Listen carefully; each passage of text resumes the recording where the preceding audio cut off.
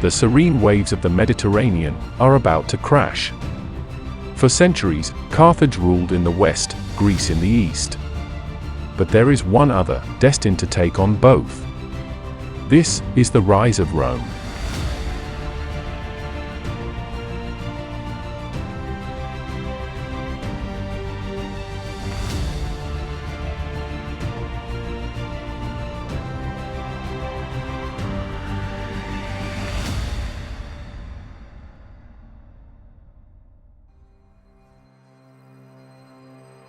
Last chapter, we left the Hellenistic world flourishing in Greece, Egypt, the Middle East, and beyond. But in the West, the landscape looked quite different. Rome tightened its hold on central Italy, and now looked south to the Greek colonies of Magna Graecia, or Great Greece. Many of these city-states had been around since Greece's Archaic period, centuries earlier, in the 700s BCE. One of their cities, Neapolis, meaning new city, and is today the city of Naples, was the first Greek city the Romans absorbed, during the Samnite Wars. Despite this, the Greeks never worried too much about their barbarian northern neighbors. They were more concerned with the Mediterranean's hegemonic power, the Carthaginians. Starting off as a small settlement in North Africa, Carthage eventually became one of the largest cities in the world. If you recall from our video on the Bronze Age collapse, one of the main new civilizations to thrive in the new climate was the Phoenicians. Always looking outwards towards the Mediterranean, the Semitic Phoenicians spread across the sea, setting up trading posts and colonies. Carthage itself was founded around 814 BCE by colonists from Tyre. Legends say it was Queen Dido that founded the city, but whether she existed or not is still up for debate. Nevertheless, the city quickly became prosperous through trade and commercial expansion. After the original land of the Phoenicians was conquered by the Neo-Assyrians during their expansion in the 600s BCE, the Carthaginians would become the successors of the Phoenician tradition, and would be called Punics, derived from the Greek Phoenix. In the next few hundred years, the Carthaginians would create their own empire in the western Mediterranean. The furthest western Greek city had been Massalia, now Marseille in France, but Carthage controlled regions on the coast in northwestern Africa, southern Iberia, the Balearics, Corsica, Sardinia, and part of Sicily. The city of Carthage was at the center of a maritime trade network that exchanged as far as the West African coast, and even northern Europe.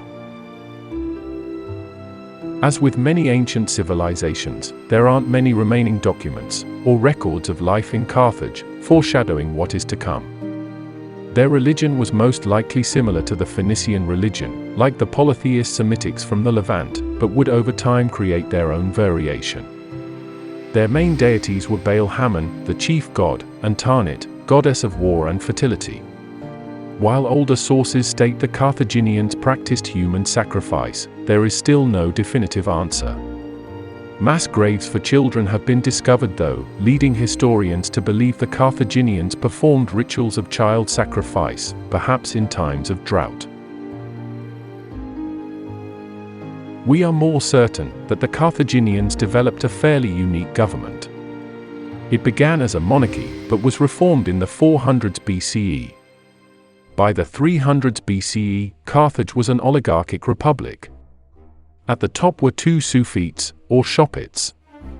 These were the two chief magistrates who took care of affairs. Like the Roman consuls, they ruled together for short terms, overseeing trials, and dealing with assemblies. Unlike Rome though, the suffetes had no control over the military. That honor was given to a general. During reforms, a new tribunal was installed to make sure the generals were indeed competent, and working in Carthage's best interests. This tribunal was called the 104, and would over time become quite draconian. They scrutinized generals after a failed campaign, and if they deemed one guilty, the penalty was execution, often crucifixion. The Carthaginians also had a type of senate, called the dirim, meaning supreme council. Council members were from the richest families in Carthage, but could be kicked out if they ever lost their wealth. Conversely, citizens could accumulate enough wealth to be invited into the council. There was a popular assembly, which had a voice, and in rare instances became the deciding vote in cases where the Sufites and Adirim disagreed. The Greeks praised the Carthaginian government as more of a meritocracy than any other. Aristotle even praised the Carthaginians as being the only non-Greek society to also create a polis. But with that respect, also came caution. The Greek city-states on Sicily shared the island with the Carthaginians, leading to a series of wars called the Sicilian Wars. We briefly touched on the First Sicilian War in our first episode of Chapter 2. It significantly weakened Carthaginian influence on Sicily, and the influx of Punic slaves helped make Syracuse the richest and most powerful Greek city in the West. After being humiliated in the first of these in 480 BCE, Carthage stayed out of Greek affairs on Sicily for decades. They used this time to expand their empire further. The Sicilian Wars would continue on and off until around 306 BCE, with both Carthage and Syracuse, the richest and most powerful of the Greek cities in Magna Graecia, sharing the island in a stalemate. Despite the Greeks being powerful to contend with, the Carthaginians did have a formidable army of their own. They were first and foremost a trading culture, reflecting their Phoenician origins, and this helped them develop the best navy in the Western Mediterranean. One of their most recognizable constructions was their famous port of Carthage.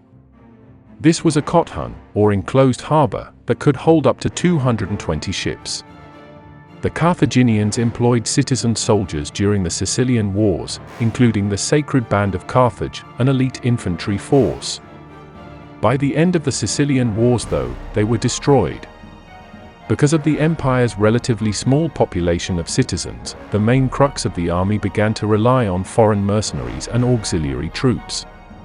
Their cavalry force in North Africa was the Numidian cavalry. They were composed of the native Berber population in Numidia, and, according to Livy, became renowned as the best horsemen in Africa. They had no armor, just a small leather shield and wore leopard skin, but hurled their javelins with deadly accuracy.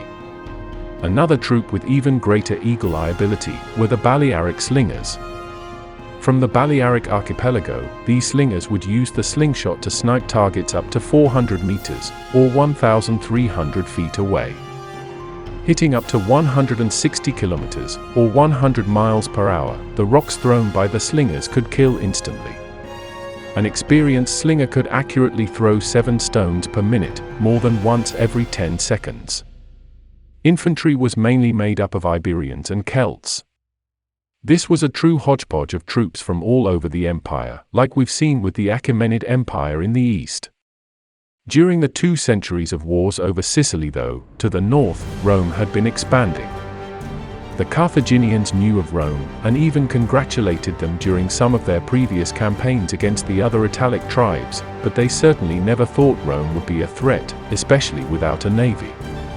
Magna Graecia, with most of its cities being on the peninsula in southern Italy, had no such luxury. Rome was coming, so it was time to stop them in their tracks.